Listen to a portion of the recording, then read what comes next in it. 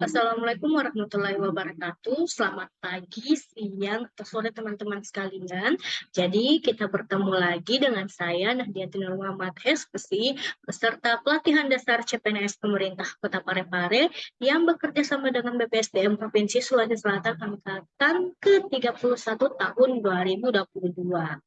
Nah, pada kesempatan ini saya akan membagikan beberapa insight yang saya temui setelah mereview materi agenda 2, terutama pada agenda adaptif dan kolaboratif.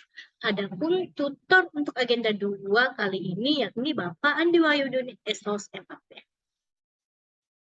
Nah, kita kembali lagi pada core values ASN yakni berakhlak. Sebelumnya, kita telah bersama-sama membahas terkait berorientasi pada pelayanan, lalu akuntabel, lalu kompeten, lalu harmonis, dan loyal. Nah, pada kesempatan kali ini kita akan membahas core values ASN yang terakhir, yakni adaptif dan kolaboratif.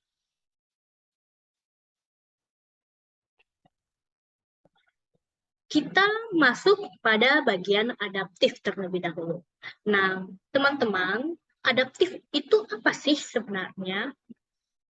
Adaptif itu berasal dari kata adaptasi, di mana adaptasi merupakan suatu proses yang menempatkan manusia yang berupaya mencapai tujuan-tujuan atau kebutuhan untuk menghadapi lingkungan dan kondisi sosial yang berubah-ubah agar tetap bertahan.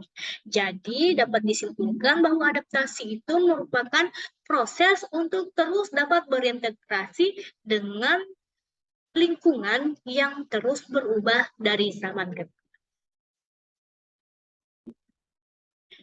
Terdapat beberapa bentuk penerapan budaya adaptif. Nah, bentuk penerapan budaya adaptif itu antara lain yang pertama adalah adaptasi, seperti yang telah dijelaskan sebelumnya, yakni di mana kita belajar untuk terus menyesuaikan diri dengan perubahan lingkungan. Yang kedua adalah peluang, di mana kita melihat peluang-peluang yang tersedia untuk dijadikan sarana dalam bentuk pengembangan diri. Selanjutnya yang ketiga adalah kewirausahaan, di mana peluang-peluang terkait dengan wirausaha, terkait dengan keuangan, menjadikan kita semakin terpacu untuk juga terus mengembangkan finansial dan kemampuan ekonomi kita. Selanjutnya adalah kepentingan, di mana kita melihat apa yang terlihat dalam budaya atau apa yang terlihat dalam lingkungan kita berdasarkan hal-hal penting yang mungkin harus diselesaikan saat itu juga. Dan yang kelima adalah kinerja atau skill dan kemampuan yang telah diarahkan dan terus berkembang sesuai dengan apa yang diinginkan oleh zaman. Selanjutnya adalah indikator pemerintah yang adaptif. Nah, pemerintahan yang adaptif itu sebenarnya pemerintahan seperti apa? Pemerintahan yang adaptif itu adalah pemerintahan yang satu, melakukan pengembangan SDM yang terus-menerus. Kita ketahui bersama bahwa saat ini sudah banyak sekali skill yang dapat dikembangkan oleh masyarakat, oleh individu, terutama adalah oleh ASN. Karena itu, kita perlu mengembangkan SDM yang terus-menerus agar kita juga dapat berpacu dengan perkembangan zaman yang saat ini mulai banyak digantikan oleh robotika. Nah, yang kedua adalah penguatan organisasi adaptif, di mana penguatan organisasi adaptif ini bukan hanya individunya saja yang dikembangkan, melainkan juga organisasinya secara makro.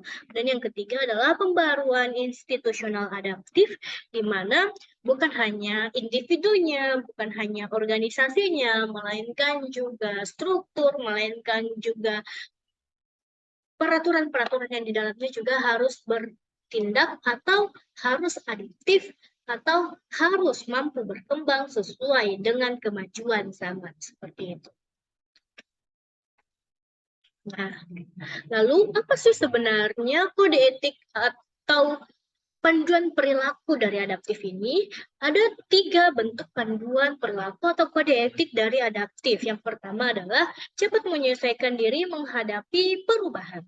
Nah, kita sebagai ASN tentunya dituntut untuk cepat menyesuaikan diri menghadapi perubahan dari yang mungkin dulu masih pakai mesin ketik karbon, berubah menjadi komputer, menjadi laptop, dengan banyak website dan segala macamnya, ASN tentunya perlu adaptif dengan hal seperti itu, karena kita akan terus hidup, terus maju berdasarkan apa yang diinginkan oleh zaman. Yang kedua adalah terus berinovasi dan mengembangkan kreativitas, karena dengan adanya perilaku adaptif ini, maka kita juga akan semakin kreatif untuk melihat segala peluang atau segala kemungkinan-kemungkinan baik yang ada di dalamnya. Yang ketiga adalah bertindak proaktif, di mana bukan hanya kita melaksanakan proses adaptasi bukan hanya karena diinginkan oleh orang lain, tapi memang ada keinginan dari dalam diri sendiri untuk berperilaku adaptif, untuk terus berkreasi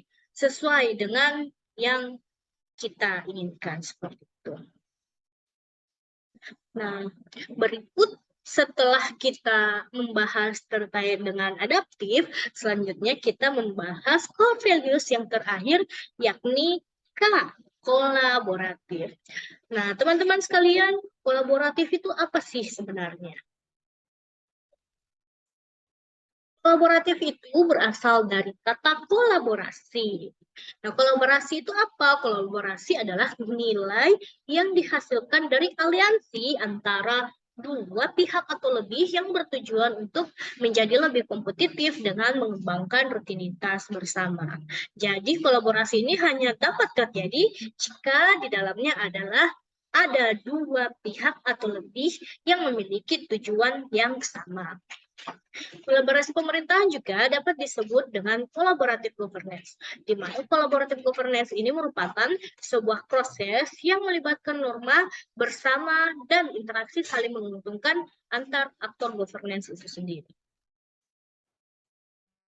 Saat ini telah dikembangkan WOG di Indonesia atau Whole of Government, di mana Whole of Government ini merupakan pendekatan penyelenggaraan pemerintahan yang menyatukan upaya-upaya kolaboratif pemerintah dari keseluruhan sektor dalam ruang lingkup koordinasi yang lebih luas guna mencapai tujuan-tujuan pembangunan kebijakan, manajemen program, dan pelayanan publik, atau dengan kata lain pendekatan interagensi.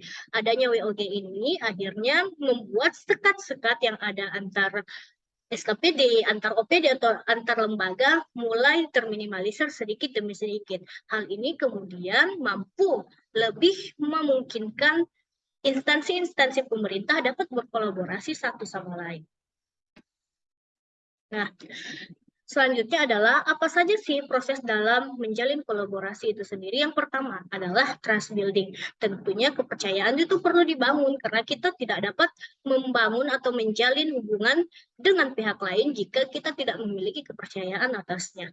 Yang kedua adalah face-to-face dialogue, di mana face-to-face dialogue ini kita bertemu baik itu secara langsung maupun melalui beberapa pihak seperti itu.